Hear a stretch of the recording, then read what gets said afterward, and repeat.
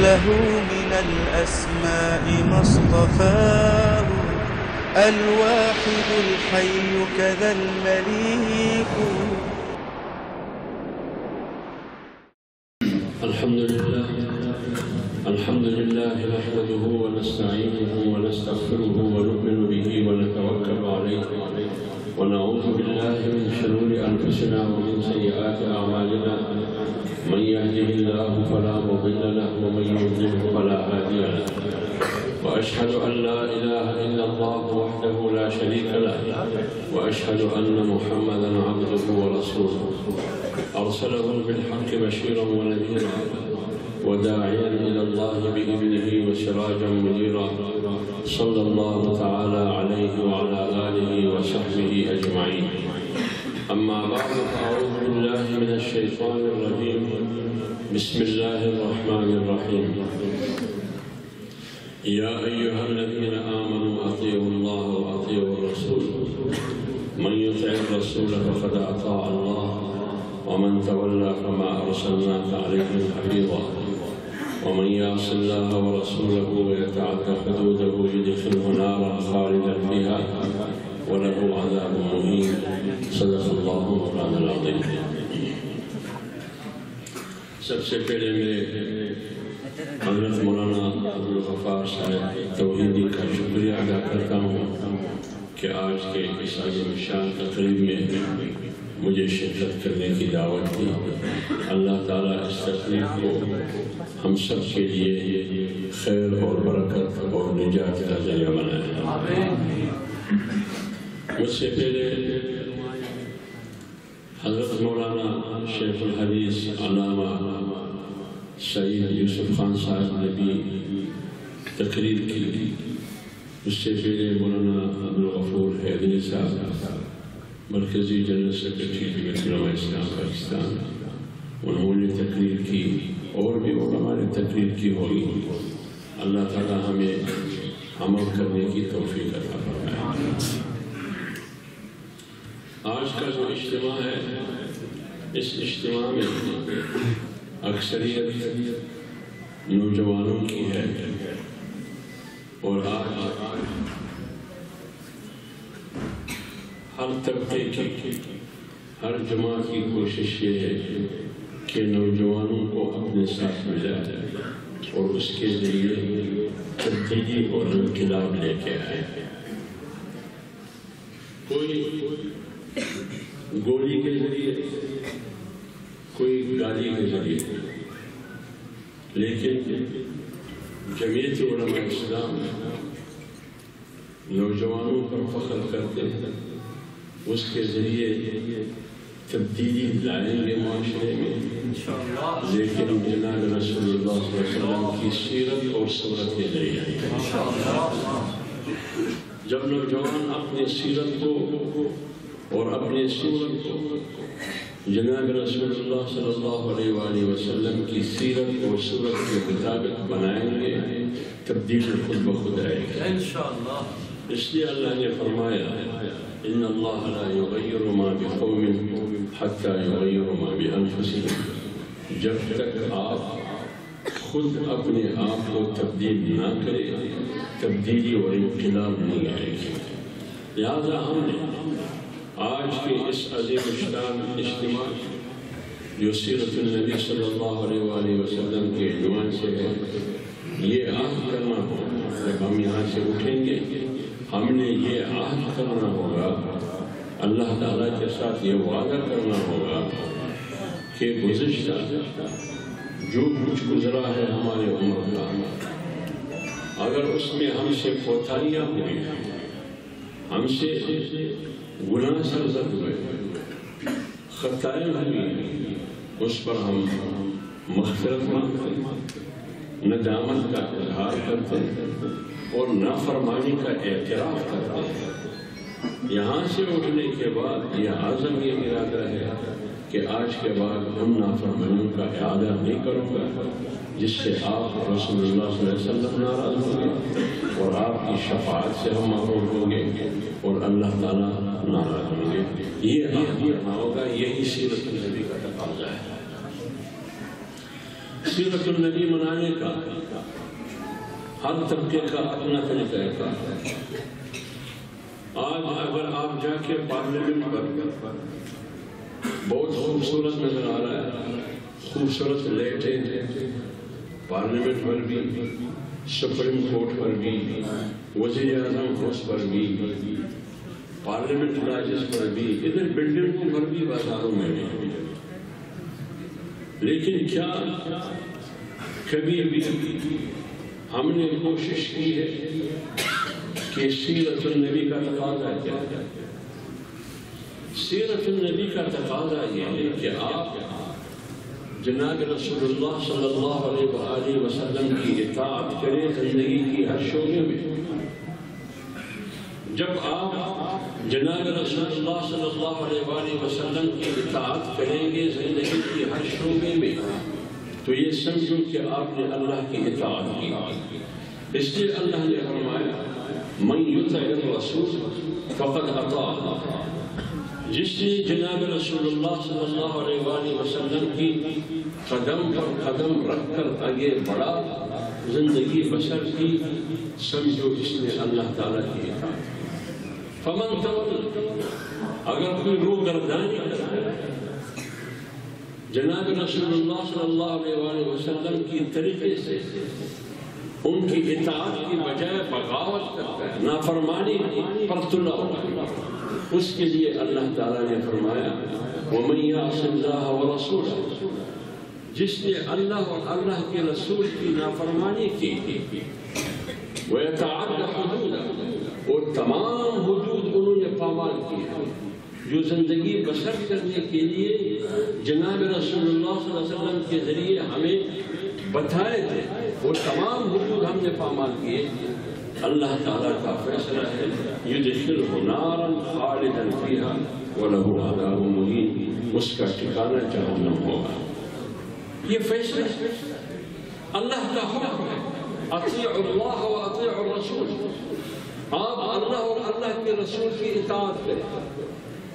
من یطع الرسول فقد اطاع اللہ، جس نے رسول کی اطاعت کی اس نے اللہ کی اطاعت کی۔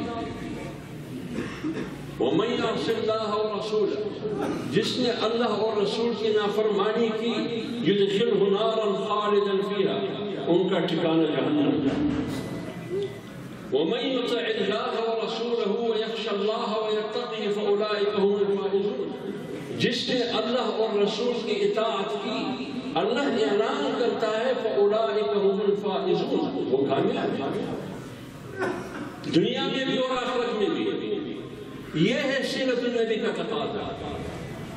سیرت النبی کا تقاضا یہ ہے کہ آپ زندگی کی ہر شعبے میں، زندگی کی ہر شعبے میں، تجارت ہو، سیاست ہو، معیشت ہو، عدالت ہو، حکومت ہو، زندگی کی ہر شعبے میں آپ نے قرآن اور جناب رسول اللہ صلی اللہ علیہ وآلہ وسلم کی احکامات اور تعلیمات کو سامنے رکھ کر آگے بڑھنا ہوگا، پھر آپ کامیاب ہوں گے۔ کیونکہ اسلام ایک ایسا نظام ہے، اسلام ایک ایسا نظام ہے جو زندگی کی ہر شعبے میں ہماری رہنمائی کر رہا ہے، انفرادی زندگی میں بھی، اجتماعی زندگی میں بھی۔ لیکن بدقسمتی سے آج اسلام ناقابل برداشت ہو چکا ہے۔ آج اسلام دنیا میں برداشت نہیں کیا جا سکتا، اور پاکستان جو اسلامی جمہوریہ پاکستان ہے، یہاں بھی اسلام کا نام لینا ایک جرم بن چکا ہے۔ آپ پوری دنیا میں دیکھیں، پوری دنیا میں اگر نشانے پر ہے تو اسلام، انتہا پسندی کی بہانے۔ آپ پوری دنیا میں دیکھیں، اگر نشانے پر ہے تو وہ مسلمان۔ آپ پوری دنیا میں دیکھیں بشمول پاکستان، اگر آج زیر عتاب ہے، نشانہ ہے تو پگڑی اور داڑھی۔ آج اگر زیر عتاب اور ہدف ہے، ہدف تنقید ہے، انتہا پسندی اور شدت پسندی کے نام پر، تو وہ مدرسہ ہے، وہ مدرسے کی طالب علم ہے، وہ علماء کرام ہے، وہ اسلامی سیاست ہے، اسلام پسندی ہے۔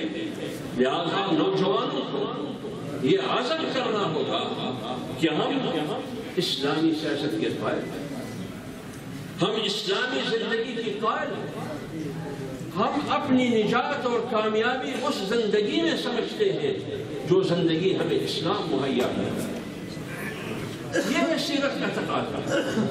سیرت کا تقاضا یہ نہیں ہے کہ 12 ربیع الاول کے دن لائٹ لگائے، خیرات اور صدقہ کر کے پھر 11 مہینے 29 دن نافرمانی کرے۔ یہ سیرت کا تقاضا ہے، یہ مذاق سیرت النبی کے ساتھ، یہ کھلواڑ ہے سیرت النبی کے ساتھ، یہ مسخرہ ہے سیرت النبی کے ساتھ۔ اگر واقعی ہم سیرت النبی کو سامنے رکھ کر زندگی بسر کرنا چاہتے ہیں تو پھر ہم نے حقیقی زندگی اپنانی ہے۔ آج جب اسلام سے یہ عذاب ہے تو پیغمبر کی سیرت اور صورت بھی نہیں تھا۔ کیا داڑھی رکھنا پیغمبر کی سیرت اور صورت ہے؟ پگڑی رکھنا باندھنا پیغمبر کی سیرت اور صورت ہے؟ پیغمبر علیہ السلام کی تعلیمات اپنانا یا ان کی سیرت کی تقاضا اور صورت کا تقاضا نہیں ہے؟ پیغمبر علیہ السلام کی اخلاق کو اپنانا، اپنے زندگی ان کے مطابق ڈالنا، کیا یہ ان کی سیرت اور صورت کا تقاضا ہے یا نہیں ہے؟ اب اس دنیا میں جس دنیا میں ہم رہتے ہیں، اس ملک میں جس ملک میں ہم رہتے ہیں، آپ اگر اپنی شخصی زندگی کو سیرت کے تقاضے کے مطابق ڈالنا چاہتے ہیں تو آپ کو اجازت ہے۔ آپ اپنے تہذیب مغربی تہذیب کے مقابلے میں اسلامی تہذیب میں ڈالنا اور ڈانٹنا چاہتے ہیں تو آپ کو اجازت ہے۔ آپ اگر اپنے مذہب پر عمل کرنا چاہتے ہیں تو آپ کو اپنے مذہب پر عمل کرنے کی اجازت نہیں دی جاتی ہے۔ اور کہا جاتا ہے بین الاقوامی انسانی حقوق کی چارٹر کے مطابق کہ آپ کو مذہبی آزادی کا حق حاصل ہے۔ یہ دنیا نے حقوق انسانی کا ایک چارٹر بنایا ہے کہ آپ کو مذہبی آزادی کا حق حاصل ہے، لیکن آج میں اپنے ملک میں اپنے مذہب پر پیغمبر کی سیرت اور صورت کے مطابق زندگی اگر بسر کرنا چاہتا ہوں تو مجھے انتہا پسند کہا جاتا ہے، مجھے دہشت گرد کہا جاتا ہے۔ اگر میں پیغمبر کی سیرت پڑھاتا ہوں تو بھی میں دہشت گرد، اگر میں سنتا ہوں تو بھی میں دہشت گرد، اگر میں ان کا رنگ اور ڈنگ اپناتا ہوں تو بھی میں دہشت گرد، اگر وہ روش و تعلیمات اپناتا ہوں جو پیغمبر کی سیرت کا تقاضا ہے تو بھی میں انتہا پسند اور دہشت گرد۔ پھر کیا کریں، کیا کرنا ہوگا؟ ہم نے سیرت النبی کو الوداع کہنا ہوگا؟ کیا ہم نے سورت النبی کو بھی الوداع کہنا ہوگا؟ یا ہم اپنے سیرت النبی اور سورت النبی پہ کھڑے ہو کے ڈٹنا ہوگا؟ یہی تقاضا ہے ایمان، یہی تقاضا ہے۔ پیغمبر علیہ السلام کے سامنے دو چیزیں تھیں، ایک خوف ایک لالچ۔ ایک طرف سے ان کو ڈرایا جاتا تھا، دوسری طرف سے ان کو لالچ دی جاتی تھی، کیا مانگ رہے ہو بتاؤ ہم سب آپ کو دیں گے۔ سونا چاندی مانگیں گے، خواتین اور عورتوں کی ضرورت ہے وہ مانگیں گے، آپ بڑی نوابی اور سرداری مانگیں گے، کیا مانگ رہے آپ؟ یہ جو روش آپ نے اپنایا ہے کہ قولوا لا الہ الا اللہ محمد رسول اللہ، اس سے دستبرداری کا اعلان کر کے جو چیز آپ مانگتے ہیں وہ ہم دینے کے لیے تیار ہیں۔ اب دوسرے سے یا تو خوف سے مرعوب ہو کے راستے سے ہٹنا، یا لالچ میں آ کے مفادات کو وصول کر کے اپنے پروگرام سے پیچھے ہٹنا، دو چیزیں۔ اور یہ دونوں چیزیں شیطانی سیاست ہے، یہ دونوں۔ اس لیے اللہ فرماتے ہیں ذالکم الشیطان یخوف اولیاءہ، شیطانی سیاست تخویف کی سیاست ہے، خوف اور دہشت کی سیاست ہے۔ ذالکم الشیطان یخوف اولیاء، شیطان کی تقاضات تخویف اور دہشت اور خوف نہیں ہے، دہشت گردی نہیں ہے، شدت پسندی نہیں ہے، یہ شیطانی شہر۔ فلا تخافوا، مت ڈرو، ان بند بوسوں سے مت ڈرو۔ فلا تخافوا وخافونی، مجھ سے ڈرو ان کنتم مؤمنین۔ جب موسیٰ علیہ السلام اور ہارون علیہ السلام کو بھجوایا گیا تو انہوں نے کیا کہا؟ خوف ڈر محسوس کیا۔ اللہ نے کیا کہا؟ لا تخافا، مت ڈر، انی معکم، میں آپ کے ساتھ۔ کیوں موسیٰ اور ہارون کے ساتھ جا رہا ہے؟ کیوں؟ وہ اس نظریے کا فالوور ہے، اس کا داعی ہے جو نظریہ اللہ نے دیا۔ تو اگر آج اب ہم یہ فیصلہ کریں کہ اس نظریے اور اس فکر جو تقاضا ہے سیرت النبی اور سنت النبی کا میں اپناتا ہوں، دنیا کا کوئی بھی طاقت مجھے نہیں روک سکتا، تو پھر اللہ آپ کے ساتھ نہیں ہے، تو پھر ڈر کس بات؟ ڈر کس بات کی؟ فلا تخافوا وخافونی ان کنتم مؤمنین۔ فأتیاہ فقولا انا رسول ربک، جاؤ ان کے پاس، فقولا لہ قولا لینا، بات کریں گے ان کے ساتھ تو نرمی کے ساتھ، نرمی کے ساتھ بات، لعلہ یتذکر او یخشی، تبدیلی آئے گی، ممکن ہے تبدیلی آ جائے۔ قال ربنا انا نخاف، اے میرا رب ڈر ہے۔ فرعون بہت بڑا ظالم ہے۔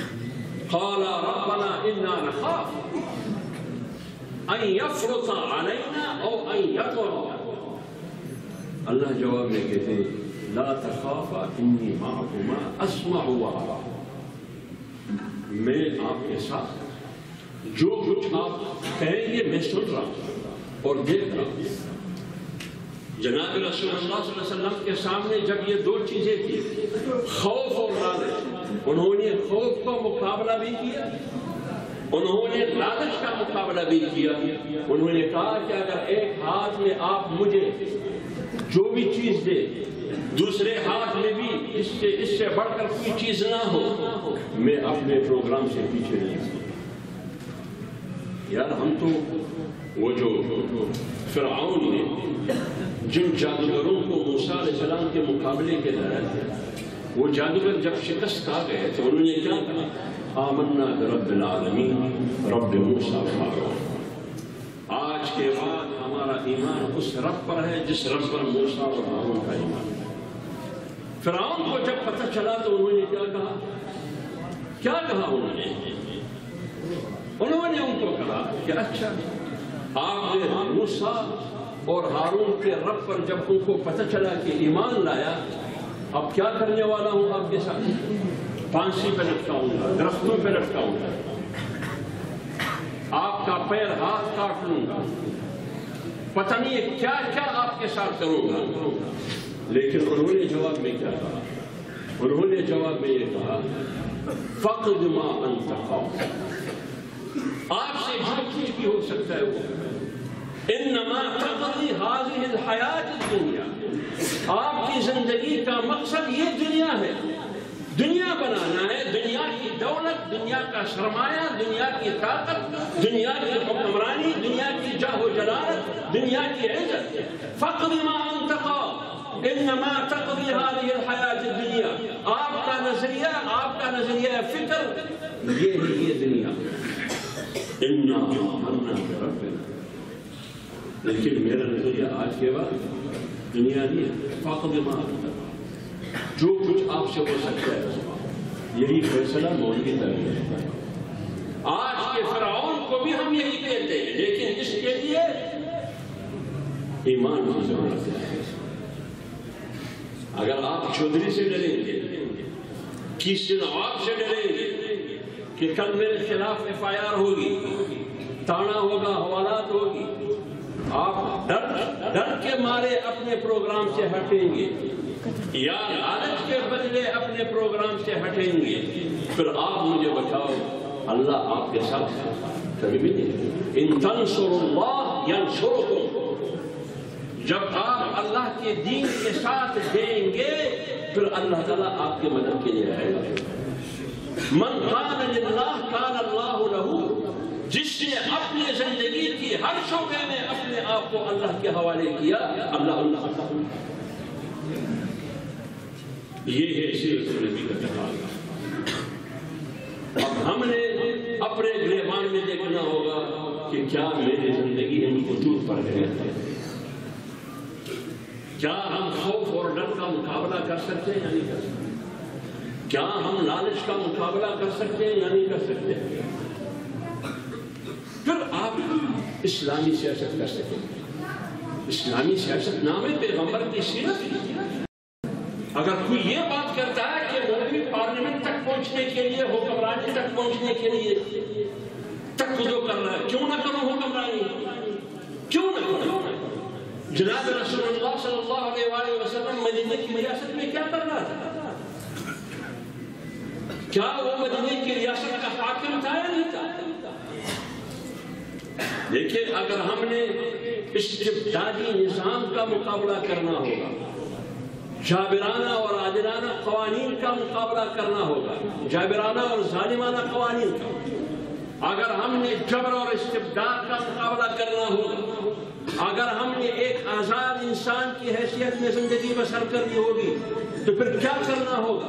پھر یہ کرنا ہوگا کہ ربیع بن عامر حضرت عمر رضی اللہ تعالیٰ عنہ کے زمانے میں سرداران فارس کے ایوان میں جاتے ہیں اور وہ سوال کرتا ہے کہ آپ کا مقصد کیا ہے، کس کے لیے ہے؟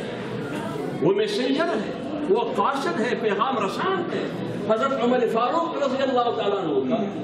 کیوں سرداران فارس کے ایوان وہ سوال کرتے ہیں کہ کیا چاہتے ہیں؟ وہ جواب میں کہتے ہیں کہ تین باتیں۔ نمبر ایک، انسان کو انسان کی غلامی سے نکال کر خدا کی غلامی میں داخل کر رہا ہے، اس کو کہتے ہیں آزاد انسان۔ آج جو بین الاقوامی انسانی حقوق کا چارٹر ہمیں کہتا ہے کہ آزاد انسان، آج آپ ہمیں آزادی کا درس دیتے ہیں۔ میرے پیغمبر نے، میرے خدا نے مجھے 1400 سال پہلے آزاد پیدا کیا ہے، اس وقت سے آزاد ہوں، اور آپ کا یہ جو آزادی کا درس دیتے ہیں یہ سارا ڈکوسلا ہے۔ 8 ارب کی دنیا، اور ان 8 ارب کی دنیا پر 5 ممالک کو حکمرانی کر رہا ہے، 5 ممالک، امریکہ، برطانیہ، روس، فرانس اور چین۔ 8 ارب کی دنیا کی زندگی کا فیصلہ کون کرتا ہے؟ یہ 5 لوگ۔ میری معیشت کا فیصلہ بھی ان کے ہاتھ میں ہے، میری دفاعی صلاحیت کا فیصلہ بھی ان کے ہاتھ میں ہے، میری سیاسی طاقت کا فیصلہ بھی ان کے ہاتھ میں ہے، میری مذہب، میری ثقافت، میری کلچر کا فیصلہ بھی ان کے ہاتھ میں ہے۔ یہ کیا؟ یہ آزادی ہے یا غلامی ہے؟ تو کہاں بین الاقوامی انسانی حقوق کی چارٹر کا تقاضا کہ ایک آزاد انسان کہاں ہے؟ پوری دنیا میں جہاں جنگ ہے، آج سے پہلے اگر جنگ ہوئی ہے تو یہی 5 ممالک آپ کو نظر آئے گا، جنگ عظیم اول میں بھی اور جنگ عظیم دوئم میں بھی۔ پھر جنگ عظیم دوئم کے بعد جتنی بھی جنگیں ہوئی ہیں آج تک انہی 5 ممالک کی جنگیں، کس مقصد کے لیے؟ اس مقصد کے لیے کہ میری آزادی کو سلب کرے۔ کون سی آزادی؟ جو مجھے اللہ نے دی ہے، وہ آزادی جو سیرت النبی کا تقاضا ہے کہ میں ایک آزاد انسان پیدا ہوا ہوں، مجھے اپنے ماں نے ایک آزاد بچہ چنا ہے، وہ آزادی انہوں نے مجھ سے چھین لی۔ وہ کہتے ہیں کہ آپ زندگی تہذیب کے میدان میں، کلچر کے میدان میں، تعلیم کے میدان میں، اسلام کے میدان میں وہ کرے جو میں کہتا ہوں۔ میری عقیدہ ختم نبوت پر آپ کی پیٹ میں درد ہے، میری رسالت کی تحفظ کرنے میں آپ کے پیٹ میں مروڑ ہے، میری نصاب تعلیم میں جو مدرسے میں رائج ہے وہ آپ کے لیے ناقابل برداشت ہے۔ کہاں ہے مذہبی آزادی؟ میں کیا تھا جرمنی گزشتہ سال، وہاں 3 روزہ کانفرنس تھا جس میں 60 ممالک شریک تھے۔ اس میں اس پر بات ہو رہی تھی، موضوع اس کانفرنس کا یہ تھا کہ فریڈم آف ریلیجن، مذہبی آزادی۔ اچھا، مذہبی آزادی پوری دنیا میں ہے، ایک پاکستان میں مذہبی آزادی نہیں ہے، اور دوسرا سعودی عرب اور عرب ممالک یہ کو شیعہ سنی سے لڑ رہا ہے، مذہبی آزادی نہیں ہے۔ اگر مذہبی آزادی ہوا تو یہ لوگ کیوں لڑتے ہیں؟ مذہبی آزادی ہوتا تو یہ لوگ کیوں لڑتے ہیں؟ اگر پاکستان میں مذہبی آزادی ہوتا تو شہباز بھٹی جو مسیح ہے عیسائی، وہ کیوں مارا گیا؟ یہ مثال ہے۔ تو میں نے ان سے پوچھا، میں نے کہا کہ ایک ہے پاکستان کا آئین، ایک ہے اسلام، ایک ہے آپ کا بین الحق اقوامی حقوق انسانی کا چارٹر، 3 چیزیں۔ ہمارا آئین ہر مذہب کو اپنے مذہب پر عمل کرنے کی، پاکستان کی چاردیواری میں عمل کرنے کی اجازت دیتا ہے۔ عیسائی کو اپنے مذہب پر عمل کرنے کی اجازت ہے، اس کی کلیسا، اس کی گرجے کا تحفظ ریاست کی ذمہ داری ہے، ان کی حقوق کا تحفظ مذہبی ہو یا غیر مذہبی، انسانی ہو، سب کا تحفظ ریاست کی ذمہ داری ہے، خواہ وہ ہندو ہو، سکھ ہو، عیسائی ہو، یہودی ہو، جو بھی ہو۔ یہ ہے اسلامی اصول، اور اسلام پاکستان کا آئین بھی یہی کہتا ہے۔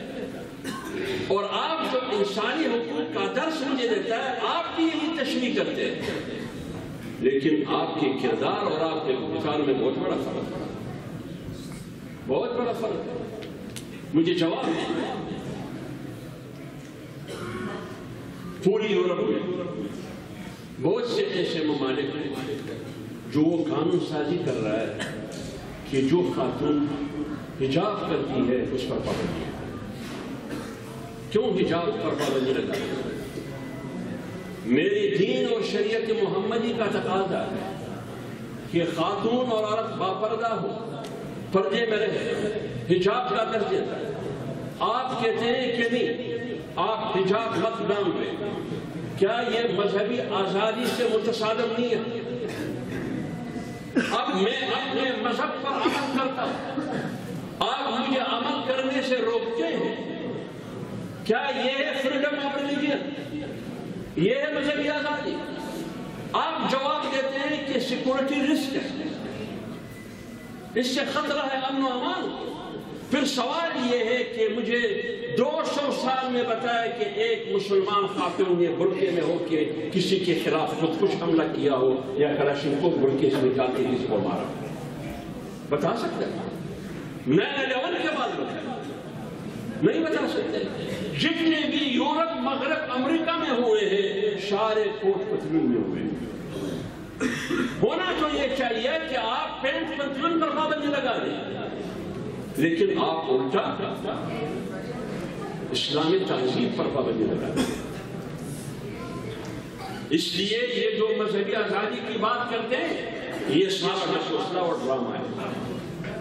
لہذا میرے پیغمبر نے، خلفائے راشدین نے ہمیں آزادی کا درس دیا، اس لیے جواب دیا کہ انسان کو انسان کی غلامی سے نکال کے خدا کی غلامی میں داخل کرنا، من عبادت العباد الى عبادت اللہ۔ نمبر 2 چیز، ہم کیا چاہتے ہیں؟ من ضيق الدنيا الى سعتها، من ضيق الدنيا الى سعتها۔ پہلے جملے میں استرداد ہے مطلق العنان حکمرانی کی، جو 5 ممالک اس دنیا میں کرتا ہے۔ من عبادت العباد الى عبادت اللہ، آپ کی مطلق العنان حکمرانی کو میں تسلیم نہیں کرتا، آپ کا استبدادانہ اور ظالمانہ اور جابرانہ قوانین کو میں تسلیم نہیں کرتا۔ اس سے نجات دلانا ہے، اسی کو کہتے ہیں عبادت العباد سے نکلنا، اللہ کی طرف جانا۔ دوسری چیز من غیر دنیا الی سیاحتها، اس نظام آفاقی کی طرف چلنا جس میں پوری انسانیت کی بات کی جائے، پوری انسانیت کی بات کی جائے۔ نمبر 3 من جور الادیان الی عدل الاسلام، ظالمانہ نظام کے خلاف ایک عادلانہ نظام کی طرف جس کا نام اسلام ہے۔ اس کے لیے 3 چیزوں کی ضرورت ہے۔ لقد ارسلنا رسلنا بالبینات وانزلنا معهم الكتاب والميزان ليقوم الناس بالقسط وانزلنا الحديد۔ اگر آپ نے جابرانہ استبدالانہ مطلق العنان حکمرانی سے نکلنا ہے، ایک آزاد انسان بننا ہے، اگر آپ نے ایک آفاقی نظام کی طرف بڑھنا ہے جس میں انسانیت کو برابری کی بنیاد پر دیکھا جاتا ہے، اگر آپ نے باطلانہ نظام سے نکل کر عادلانہ نظام کی طرف جانا ہے تو آپ نے 3 کام کرنے ہیں۔ نمبر 1 آپ کے پاس وَأَنزَلْنَا مَعَهُمُ الْكِتَابَ، ایک دستور ہونا چاہیے۔ وہ دستور میرے پاس ہے، وہ ہے قرآن۔ نمبر 2 میزان، آپ کے پاس ایک ایسا ترازو انصاف کا پیمانہ ہونا چاہیے لِيَقُومَ النَّاسُ بِالْقِسْطِ، کہ وہ لوگوں کو انصاف۔ نمبر 3 وَأَنزَلْنَا الْحَدِيدَ، آپ کے پاس قوت نافذہ ہونا چاہیے تاکہ جو حکم ہو میں نافذ کر سکوں، یہ ہونا چاہیے۔ لہذا اگر آج مجھے کوئی کہتا ہے کہ آپ حکومت کے لیے بات دوڑ کر رہے ہیں، بالکل کر رہا ہوں۔ میرے پاس دستور ہے قرآن کی شکل، میرے پاس عادلانہ نظام ہے لِيَقُومَ النَّاسُ بِالْقِسْطِ، اور اس کے لیے قوت نافذہ کی ضرورت ہے۔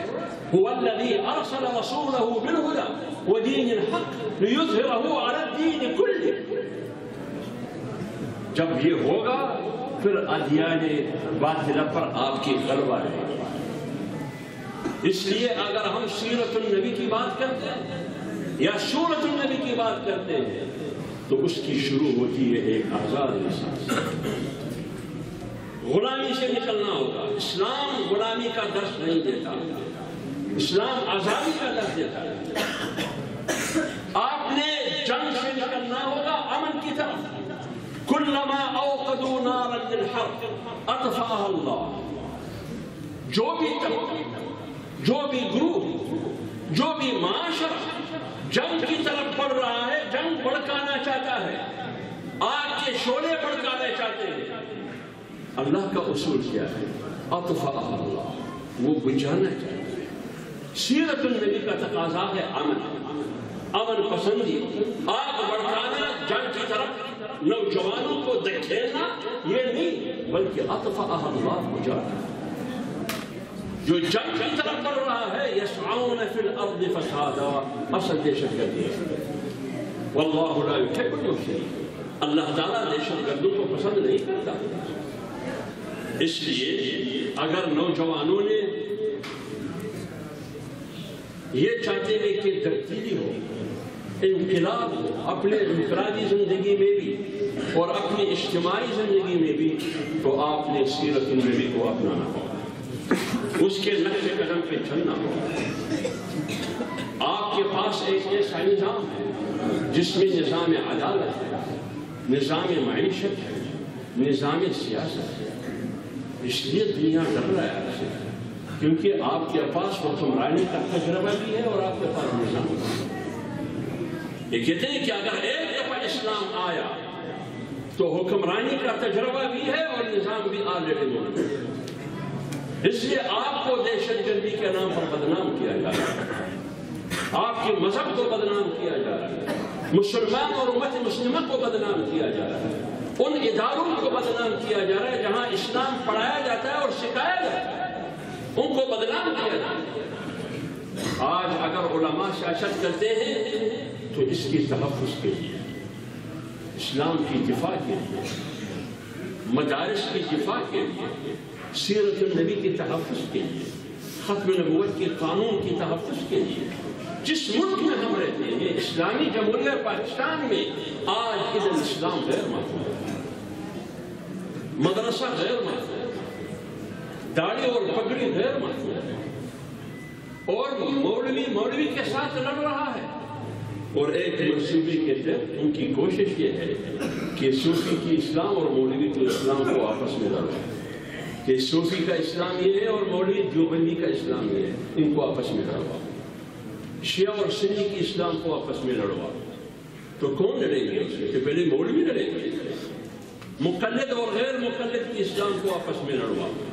آپ کو پتہ نہیں ہے 2004 اور 2007 میں ایک تھنک ٹینک ہے رینڈ کارپوریشن، انہوں نے ایک رپورٹ بنایا، انہوں نے مسلمانوں کو 4 حصوں میں تقسیم کیا،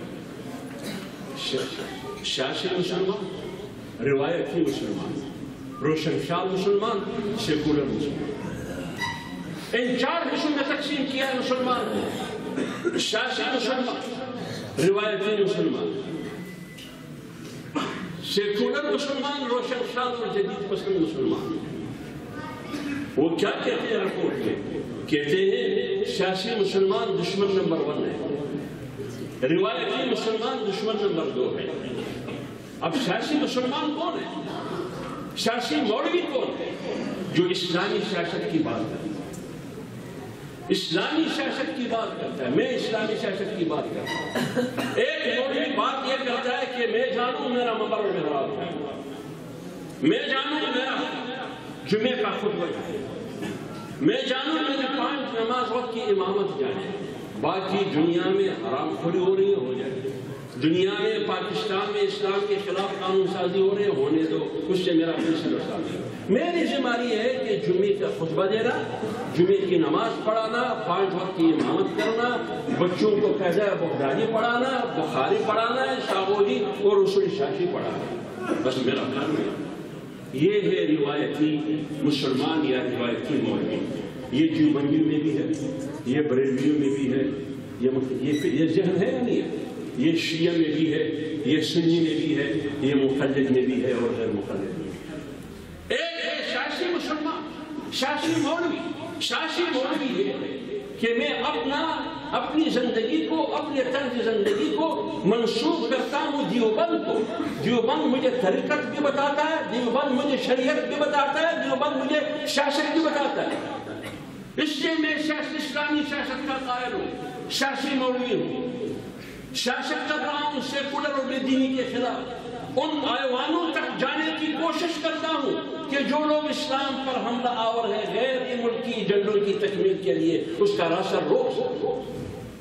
یہ سیاسی مسلمان کہتے ہیں، یہ سیاسی مسلمان، سیاسی مولوی دشمن نمبر 1 ہے۔ اس کا معنی یہ ہوا کہ جو مولوی، جو اسلام دنیا کی طاغوتی طاقت اور طاغوتی نظام کو چیلنج کر رہا ہو، وہ دشمن نمبر 1 ہے۔ جو صرف معراج اور منبر تک محدود ہے، وہ دشمن نمبر 2 ہے۔ اس کا معنی یہ ہے کہ آپ بھی نہیں بچیں گے، میں بھی نہیں بچوں گا، کہ پھر آ کے ملے دونوں اکٹھے مریں گے، اکٹھے جیئیں گے، تو پھر لڑنے کی بات نہیں۔ اور جس تیسرے نمبر پر جو مسلمان ہے وہ ہے جدید مسلمان، روشن خیال مسلمان، وہ جیسے عامر لیاقت خانجی، یہ ہے جدید مسلمان، یہ ہے روشن خیال مسلمان۔ وہ کہتے ہیں کہ یہ ہمارا بچہ ہے، لیکن اس کے پاس منبر اور محراب نہیں، اس طرح کی گیدرنگ نہیں ہے، پلیٹ فارم نہیں، لہذا اس کو میڈیا پر پروموٹ کریں، میڈیا کے ذریعے لوگوں کو وہ ترغیب دے کہ اسلامی تہذیب ختم، مغربی تہذیب کاٹن چڑھ جائے۔ یہ کہتے ہیں یہ میرا بچہ ہے۔ اور نمبر 4 سیکولر مسلمان ہے، ختم نبوت کا قانون ختم ہو جائے، ختم ہو جائے۔ کیوں بھائی ختم ہو جائے؟ کیونکہ اس میں انسانی حقوق کی خلاف ورزی ہو رہی ہے۔ توحید رسالت کا قانون ختم ہو جائے، کیوں؟ اس میں انسانی حقوق کی خلاف ورزی ہو رہی ہے۔ کیسے خلاف ورزی ہو رہی ہے؟ جو بندہ توحید رسالت کا مرتکب ہو اس کی سزا موت ہے، لہذا یہ انسانی حقوق کی خلاف ورزی ہے۔ ختم نبوت کے قانون کا خاتمہ ہو، کیونکہ جو اس کا قائل نہ ہو اس کو آپ سزائے موت دیتے ہیں یا اس کو کافر غیر مسلم سمجھتے ہیں، یہ انسانی حقوق کی خلاف ورزی ہے، مذہبی آزادی کے خلاف۔ یہ ہے سیکولر مسلمان۔ ہم نے پارلیمنٹ میں ایسے بہت سے بل، آئینی ترمیمی بل لائے، مثلا شراب کے حوالے سے ایک بل میں نے لایا، پاکستان کی آئین میں ایک آرٹیکل ہے 37، اس کا ذیلی شق ہے H ہاف، اس میں لکھا ہے کہ پاکستان میں نشہ آور مشروبات ممنوع ہے، لیکن غیر مسلموں کے لیے اجازت ہے۔ میں نے آئینی ترمیم کہ ہمارے آئین کا آرٹیکل 20 وہ کہتا ہے کہ ہر مذہب کا احترام ہونا چاہیے۔ اب آپ مجھے بتاؤ، سکھ کے مذہب میں شراب کا استعمال جائز ہے، ہندو کی مذہب میں جائز ہے، یہودی کی مذہب میں جائز ہے، عیسائی کی مذہب میں جائز ہے، تو آپ کیسے آئین میں کہتے ہیں کہ غیر مسلموں کے لیے شراب کا استعمال جائز ہے؟ یہ تو آپ آرٹیکل 20 کا توہین کرتے ہیں۔ یہ آرٹیکل اور آرٹیکل آپس میں متصادم ہے، اور آئین کا آرٹیکل ایک دوسرے کے ساتھ متصادم نہیں ہے، وہ معین ہے، جیسے کہ قرآن کی آیت ہے۔ قرآن کی آیتیں ایک دوسرے کی معین ہوا کرتی ہیں، اس میں تضادات نہیں ہے۔ ہاں اگر فرض کریں کہیں نہ کہیں تعارض آ جائے، علماء مفسرین اس کی تطبیق کرتے ہیں یا نہیں کرتے، کیونکہ پھر تو قرآن تضادات کا مجموعہ بن جائے گا۔ لہٰذا آئین کا ایک آرٹیکل دوسرے آرٹیکل کے معاون اور معین ہوا کرتا ہے۔ ادھر آپ کا آرٹیکل 37 متصادم ہے آرٹیکل 20 کے ساتھ، وہاں مذہب کا احترام کی بات کرتے ہیں، ادھر آپ کہتے ہیں کہ غیر مسلموں کے لیے شراب کا استعمال جائز ہے اور ان کی مذہب میں شراب کا استعمال ناجائز ہے، لہذا یہ تو مذہب کی توہین کر رہے ہیں۔ اور ہندو سکھ جو پارلیمنٹ میں ہو، عیسائی ہو یا ہندو ہو یا سکھ ہو، میرے اس موقف کے ساتھ میرے ساتھ کھڑا ہے۔ عیسائی بھی یہی کہتا ہے کہ یہ اڑا لینا چاہیے، یہ ہمارے مذہب کی توہین ہے۔ سکھ بھی یہی کہتا ہے، ہندو بھی یہی کہتا ہے، مسلمان کہتا ہے کہ اس کو رکھنا چاہیے۔ اس کو کہتے ہیں سیکولر مسلمان۔ اب اس پارلیمنٹ میں ہمارا وجود ضروری ہے یا نہیں ضروری ہے؟ آپ کی عقیدہ ختم نبوت بار بار ہو رہا ہے۔ میں آپ کو ایک پس منظر مختصر بتاؤں، ماضی میں نہیں جاؤں گا، زیادہ 2002 تک جاؤں گا۔ یہاں امریکہ کی سفیر ہے نینسی پاک، اس کو امریکہ نے یہاں سفیر متعین کیا۔ ان کو 3 اہداف دیے گئے۔ نمبر 1، پاکستان کی نصاب تعلیم میں تبدیلی۔ نمبر 2، توہین رسالت کے قانون کا خاتمہ یا ترمیم۔ نمبر 3، ختم نبوت کے قانون جو قادیانیت کے خلاف ہے اس کا خاتمہ یا اس میں ترمیم، نظر ثانی۔ یہ 3 اہداف ہیں۔ حکومت ہے مشرف کا، سفیر ہے امریکہ کا، ملاقاتیں شروع ہو گئی، خفیہ ان کا حکمت عملی شروع ہوا۔ پھر 2003 اور 4 میں میڈیا کے ذریعے منظر عام پر بات آ جاتی ہے کہ اگر ہم نے دنیا کے ساتھ چلنا ہے تو ہمارے نصاب تعلیم میں تبدیلی لانی چاہیے۔ اگر ہم نے دنیا کے ساتھ چلنا ہے، کیونکہ گلوبل دنیا ہے، یہ گلوبل دنیا ہے، تو ہم نے نصاب تعلیم میں تبدیلی کرنی ہوگی، اور نصاب تعلیم سے وہ تمام پتھر کے زمانے کے باتیں نکالنے ہوں گی۔ پتھر کے زمانے کی کون سی بات ہے؟ سیرت النبی ہے، سیرت سرور کائنات صلی اللہ علیہ وسلم ہے۔ پتھر کے زمانے کی کون سی باتیں؟ صحابہ کرام کے واقعات۔ پتھر کے زمانے کی کون سی باتیں؟ امہات المؤمنات کا مذاکرہ ہے۔ پتھر کے زمانے کی کون سی باتیں؟ جہاد اور مجاہد کا فلسفہ ہے۔ پتھر کے زمانے کی کون سی باتیں ہیں؟ وہ جو ہم پڑھتے ہیں قرآن میں، وہ جناب رسول اللہ صلی اللہ علیہ وسلم کی تعلیمات میں ہم پڑھتے ہیں، اس کو نکالنا ہو۔ پھر 2004 جون میں برطانیہ کے وزیر خارجہ پشاور یونیورسٹی میں کہتے ہیں کہ پاکستان کی نصاب تعلیم میں جو اصلاحات متعارف کیا جا رہا ہے اس کی ہم بھرپور خیر مقدم کرتے ہیں۔ اس کے بعد امریکہ کا صدر بش ہے، وہ کہتے ہیں کہ پاکستان کی نصاب تعلیم میں جو تبدیلی لائی جا رہی ہے یہ میرے حکم پہ ہو رہا ہے، اب بھی ریکارڈ پر موجود ہے۔ مشرف بھی کہتے ہیں کہ پاکستان اور ہندوستان کی نصاب تعلیم ایک ہونا چاہیے. اگر ایک مولوی مسجد میں یا پارلیمنٹ میں یہ بات کرے کہ ہندوستان اور پاکستان کی نصاب تعلیم ایک ہونا چاہیے تو فوراً کہیں گے کہ یہ غدار ہے. تو پھر وہ جو قومی نظریہ کہاں چلا گیا؟ جو قومی نظریہ کہاں چلا گیا؟ وہ کلمہ لا الہ الا اللہ کہاں گیا؟ یہ مشرف کی اس وقت کی وزیر تعلیم زبیدہ جلال جس کا تعلق بلوچستان سے ہے، وہ کہتی ہے اپنے تقریر میں، اپنے بیان میں، وہ کہتی ہے کیا مذائقہ اور قباحت ہے اگر صفحے کی ایک رخ پر، ایک صفحے پر کتے کی تصویر ہو، دوسرے پر سیرت رسول اللہ صلی اللہ علیہ وسلم کا مضمون ہو. اگر کتا اور اس کا آمنا سامنا ہو جائے یا کتے کی تصویر اوپر آ جائے تو اس میں کیا قباحت ہے؟ کیا مذائقہ ہے اس میں؟ فلان کتاب میں قرآن کی آیاتوں اور حدیث کی کیا ضرورت ہے؟ تو ان تمام کو آپ دیکھ کر پھر کیا آج آپ کو کہیں بھی صحابہ کرام کے واقعات نصاب تعلیم میں نہیں ملے.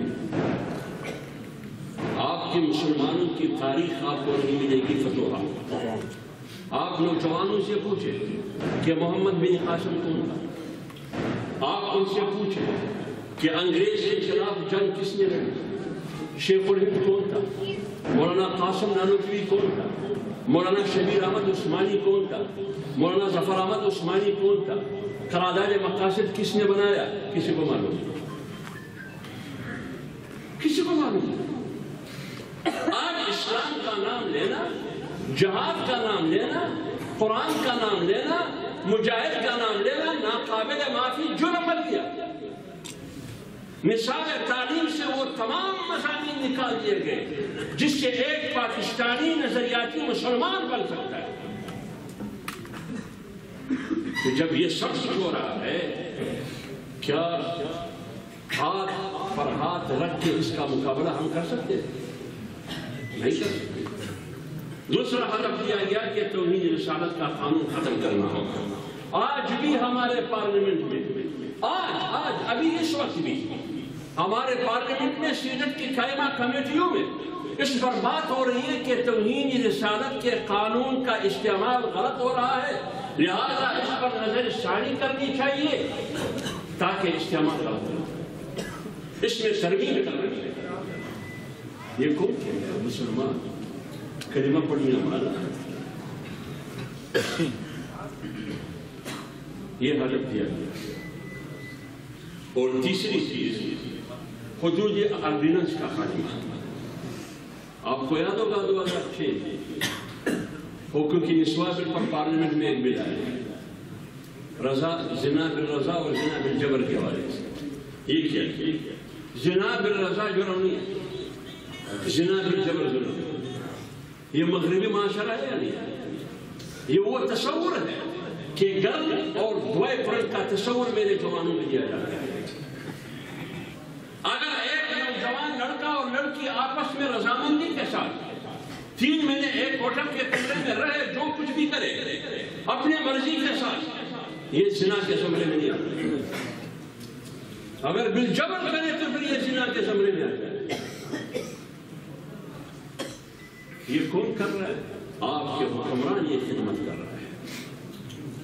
آج جو ختم نبوت کے عقیدے پہ اور قانون پہ حملہ ہوا اور پکڑا گیا، یہ کس نے کیا؟ انہیں مسلمانوں نے کیا نا،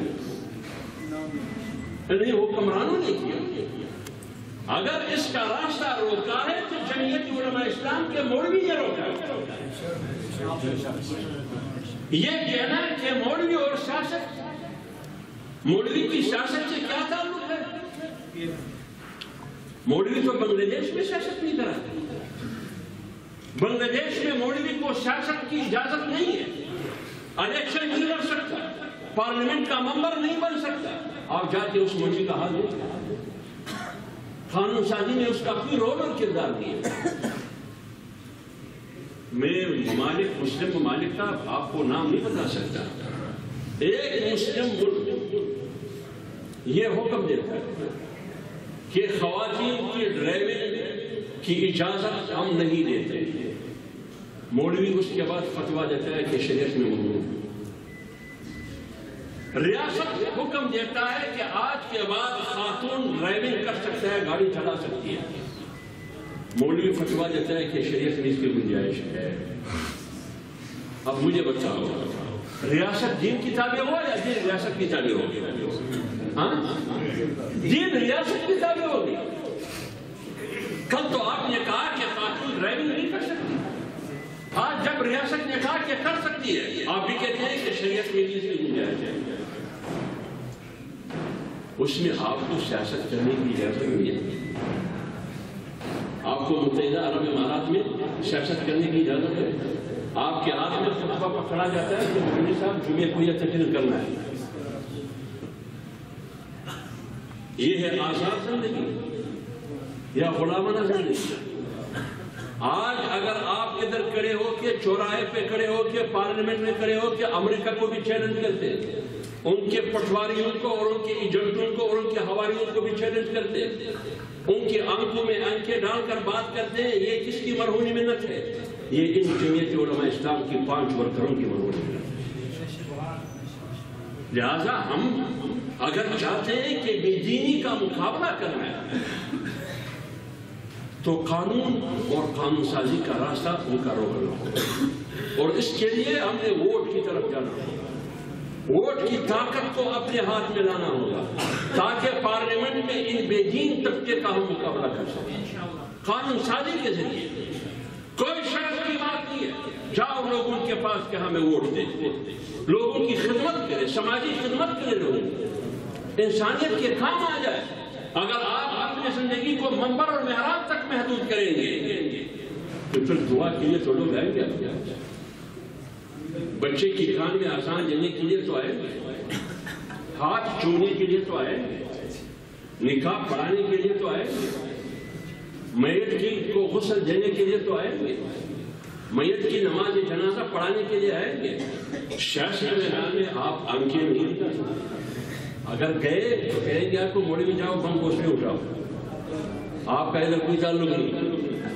یہی کام ہمارے ساتھ بھی ہو رہا تھا بلوچستان میں، یہی کچھ ہو رہا تھا، لیکن ہم نے ووٹ کی طاقت کے ذریعے اس کا راستہ روکا۔ آج وہ نواب، وہ جاگیردار، وہ خان، وہ بندوق بردار ہمارے چوکٹ پر بیٹھ کے گداگر کی طرح بھیک مانگ رہا ہے۔ اس لیے ہم نے دلیل کے ساتھ، دعوت کے ساتھ لوگوں کے پاس جانا، ہم نے اس معاشرے کا جو مغربی تہذیب مسلط کرنا چاہتے ہیں اس کا مقابلہ کرنا، قانون سازی کے میدان میں، اور قانون سازی کے لیے پارلیمنٹ تک پہنچنا۔ کلاشنکوف نہیں چلے گی، نہ راکٹ لانچر چلے گی۔ کلاشنکوف تو چلایا گیا سن 1980 میں، جس نے چلایا 94 سے 2001 تک بھی چلایا گیا، اس کی وجہ سے آج آپ کو دہشت گرد کہا جاتا ہے۔ یا تو آپ نے ان کے لیے دعا کی ہوگی، یا تو آپ نے 2 رکعت نفل کی ہوگی اس کے لیے، جہاد افغانستان کے لیے، طالبان کے لیے۔ آج اس دعا کی وجہ سے آپ دہشت گرد بھی ہے، انتہا پسند بھی ہے، شدت پسند بھی ہے، اور مدرسہ دہشت گردی کا آڑا بھی ہے۔ آج کے بعد ہم نے یہ کرنا ہو کہ بابا جنگ لڑنا آپ کا کام، میں نے پڑھنا ہے اور پڑھنا ہے۔ میں نے نہیں دیکھا ہے کہ کالج یونیورسٹی کے لوگ باؤنڈری میں لڑتے ہیں، لہٰذا مدرسے کی طالب علم نہ لڑتے ہیں، نہ لڑنے کے لیے تیار ہے، وہ پڑھیں گے، سیکھیں گے، استاد سکھائیں گے۔ آپ کی مفادات کے لیے میں فتویٰ نہیں دے سکتا، نہ لڑ سکتا ہوں۔ ہاں، اگر آپ یہ ضمانت دیں کہ اسلام کا تحفظ، شہر اسلام کا تحفظ، دینی مدارس کا تحفظ، قرآنی نظام کا تحفظ، اسلامی نظریات مسلم کی روشنی میں قانون سازی اور پھر اس کا تحفظ، یہ ضمانت آپ دیتے ہیں عملاً، پھر آپ کا تو تپنگ اپنے پاس رکھیں، پھر ہم ننگے ہاتھوں لڑیں، پھر دیکھو نتیجہ کیا ہوتا ہے۔ لیکن اس طریقے سے ہم نہیں لڑیں گے کہ آپ میرے مدرسے کو دہشت گردی کا اڈا کہتے ہیں، میرا طالب علم کو دہشت گرد کہتے ہیں، میرے استاذ کو دہشت گردی کا استاذ کہتے ہیں، اور میری اسلامی سیاست کو دہشت گردی کی سیاست کہتے ہیں، عقیدہ ختم نبوت پر حملہ کر دیں، توہین رسالت پر آپ حملہ ہو رہے ہیں۔ اس طریقے سے اگر آپ مجھ سے تعاون چاہتے ہیں تو یہ مشکل ہوگا. اس لیے اگر اس گھر کو آباد کرنا، اس ملک کو آباد کرنا، یہاں پھر صرف اور صرف وہ اسلام ہوگا جو پاکستان کے آئین کہتا ہے. وہ اسلام ہوگا، وہ نظام ہوگا جو پاکستان کا آئین کہتا ہے.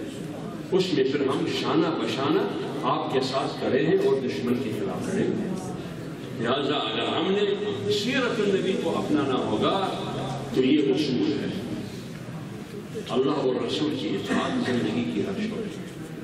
ایک آزاد انسان، ایک آفاقی نظام اور ایک ایسا نظام جو تمام ادیان کے مقابلے میں عادلانہ اور انصاف کا نظام ہے.